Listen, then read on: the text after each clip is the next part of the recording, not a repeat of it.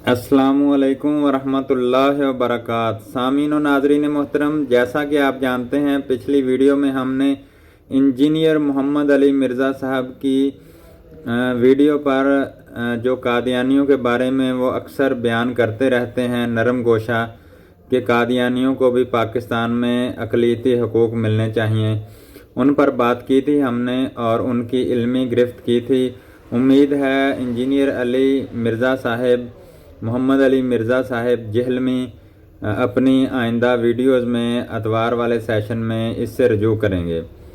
तो सामीन और नाज़रीन मोहतरम, हम बात कर रहे थे कादियानियत के बारे में।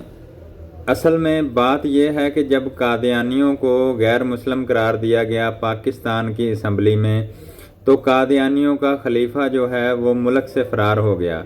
उसने असम्बली की बात को, मुतफ़िका जो मुसलमानों का फ़ैसला था, उसका इनकार किया और आईन पाकिस्तान की ख़िलाफ़ वर्जी करते हुए वो पाकिस्तान से भाग गया। बजाय वो इस बात को तस्लीम करता और आईन पाकिस्तान को मानते हुए वहीं पे असम्बली में अपने अक़लियती हकूक़ का मुतालबा करता, बजाय इसके वो मुल्क से फ़रार हो गया और मुल्क में हिजानी कैफियत पैदा हो गई, जिसकी वजह से आम पब्लिक पर जुल्म हुआ जो कादियानियत अहमदी ग्रुप के फॉलोअर थे, जिसका ज़िम्मेदार उस वक्त का कादियानी खलीफा था।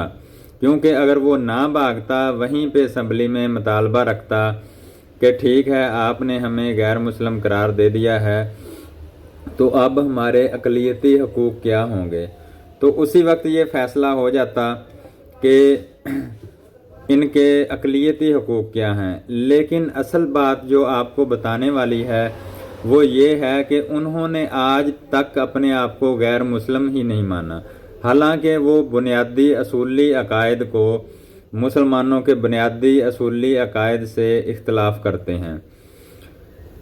वो नबी पाक सल्लल्लाहु अलैहि वसल्लम को आखिरी नबी नहीं मानते, इसलिए उनके इस अकीदे की वजह से मुसलमानों ने मिलकर उन्हें दायरा इस्लाम से खारिज करार दिया। बाकायदा हुकूमत पाकिस्तान ने, जो कि एक लिबरल पार्टी की हुकूमत थी उस वक्त की, पीपल्स पार्टी की, जुल्फ़िकार अली भुट्टो साहब उस वक्त थे पीपल्स पार्टी के सरबराह, तो उन्होंने इन्हें असम्बली में इनको कादियानी जमात को गैर मुस्लिम करार दे दिया। तो दोस्तों, भाइयों, बुज़ुर्गों, मुसलमानों, आपको बताने का मकसद ये है कि पाकिस्तान में कादियानियों को अक़लियती हकूक़ तब तक नहीं मिल सकते जब तक उनका खलीफा इंटरनेशनल लेवल पर अपने आप को गैर मुस्लिम डिक्लेयर नहीं करता और अवामुन नास को नहीं बताता कि हम मुसलमान नहीं हैं, अपने आप को मुसलमानों की जमात से खारिज करता है और अपनी एक अलग जमात बनाता है जो कि मुसलमानों से अलग है, वो शो करते हैं, तो फिर अक़लियती हकूक़ पे बात हो सकती है पाकिस्तान की असम्बली में। लेकिन अगर वो कहे कि हम बुनियादी अकायद मुसलमानों के भी नहीं मानते और हमें मुसलमान भी शुमार किया जाए, तो दोस्तों अजीज़ों, जैसा कि आप जानते हैं कि किसी भी पार्टी, दुनियावी पार्टी जो है, उसके बुनियादी नज़रियात से इंसान इत्फाक ना करे तो वो पार्टी, जमात, गिरोह उसको अपनी पार्टी से खारिज करार दे देती है, जैसा कि सियासी जमातों में होता है। लेकिन ये तो बड़ा सेंसिटिव मामला है मज़हब का।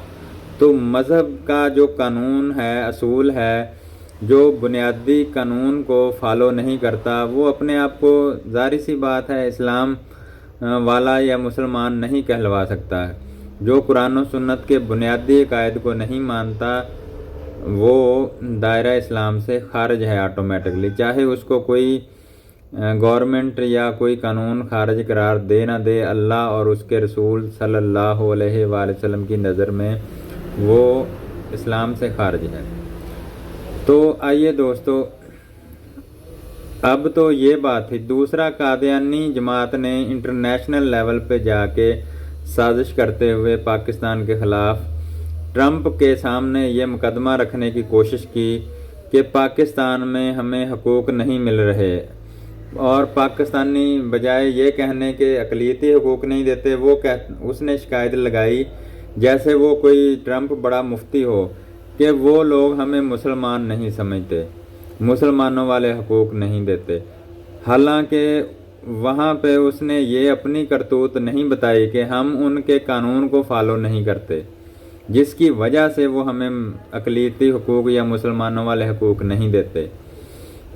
तो पूरी बात ट्रंप को नहीं बताई। बहरहाल ट्रंप भी ये गैर मुस्लिम था, उसको बताने का फ़ायदा भी नहीं था, लेकिन अगर दुरुस्त बात, कम से कम दुरुस्त बात तो उनके सामने पेश करनी चाहिए थी। तो दोस्तों, बुज़ुर्गों, मैंने अक्सर मोहम्मद अली मिर्ज़ा की वीडियो में कादियानियों के बारे में नरम गोशा रखते हुए बहुत से अल्फाज सुने हैं, जिसका मुझे अक्सर अफसोस भी रहता है कि इतना पढ़ा लिखा बंदा कैसी बातें कर रहा है। तो हम समझते हैं कि ये इंजीनियर मोहम्मद अली मिर्ज़ा की लाइल्मी की वजह से ऐसा हुआ है। ज़ाहिर सी बात है, इंसानों से गलतियां होती रहती हैं, तो उम्मीद है कि वो इससे रजू फरमाएंगे, क्योंकि इस्लामी नुक्ता नज़र से भी कादियानी वाजिबुल कत्ल हैं और रियासत को चाहिए कि उन पर यह कानून लागू करे, आर्टिकल 6 वाला। अगर कानून की नज़र में भी देखा जाए तो उन पर आर्टिकल 6 लगता है, क्योंकि वो रियासती कानून को उनकी जमात ने बाकायदा तस्लीम नहीं किया और वो एक बागी जमात है। ठीक है, इस बात को समझने की ज़रूरत है। दूसरी चीज़ ये है कि इस्लामी नुक्ता नज़र से जब एक बंदा मुसलमान होने का दावा करे, फिर बुनियादी असूलों का इनकार करके दायरा इस्लाम से खारिज हो जाए, तो वो भी वाजिबुल कत्ल होता है। दुनियावी कानून के लिहाज से आर्टिकल 6 लगता है, फांसी की सज़ा होती है। और जो दीनी कानून है उसके हवाले से भी अल्लाह और उसके रसूल सल्लल्लाहु अलैहि वसल्लम का कानून बनाया गया है, जो कि इस्लाम के मुताबिक पाकिस्तान क्योंकि इस्लामी जमहूरिया मुल्क है, इस्लाम के नाम पे बना, यहाँ पे नाफिज तो वो होना चाहिए था। लेकिन खैर, अगर पाकिस्तानी मौजूदा कानून को भी देखा जाए तो आर्टिकल 6 के हकदार हैं कादियानी अहमदी जमात वाले। तो इस पे अदारों को भी गौर करने की ज़रूरत है, और जितने भी हमायती हैं कादियानियों के, उनको भी गौर करने की ज़रूरत है। और वो दुनिया न्यूज़ का वो एंकर था, क्या नाम, लोग तो मुझे उस वक्त कह रहे थे कि आप इन्हें मुखातब करके खबीसुस शैतान हरामी का लक़ब दें, लेकिन मैंने फिर भी कहा कि इस्लाम में ये जायज़ नहीं है एक दूसरे को बुरे नामों से पुकारना, तो आप इस पे थोड़ा तहम्मुल का मुज़ाहरा करें। तो मुजीबुर रहमान शामी साहब को भी मैं कहना चाह रहा हूँ कि आपने पहले पूरी रिसर्च क्यों नहीं की, क्योंकि आपकी सहाफ़ती ज़िम्मेदारी थी। तो आपने बाकायदा एतराज़ किया पाकिस्तानी कौम पे कि पाकिस्तान में हमें नाम भी नहीं लेने देते, ये है वो है। खैर, मुजीबुर रहमान शामी साहब और दीगर जो ऐसे लोगों के हमायती हैं, उनको भी पहले रिसर्च करनी चाहिए कि वो खुद बागी हैं कानून से, ना कि पाकिस्तानी कौम बागी है उनको हकूक़ देने से, क्योंकि वो कानून को तस्लीम नहीं करते, धोखाबाजी देते हैं, दगाबाजी करते हैं, फ़रेब देने की कोशिश करते हैं मुसलमानों को, जिसकी वजह से उनको हकूक़ अभी तक नहीं मिले। उम्मीद है आपको बात समझ आ गई होगी। अगर समझ आ गई है तो कमेंट में बताएं, अपनी राय का इजहार ज़रूर किया करें और दूसरों तक वीडियो को ज़रूर पहुंचाएं, ताकि कुरान और सुन्नत का इल्म आम हो सके।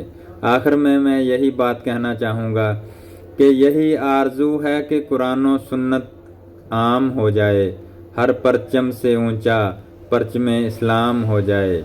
यही आरज़ू है तालीम कुरान और सुन्नत आम हो जाए, हर परचम से ऊंचा परचम इस्लाम हो जाए।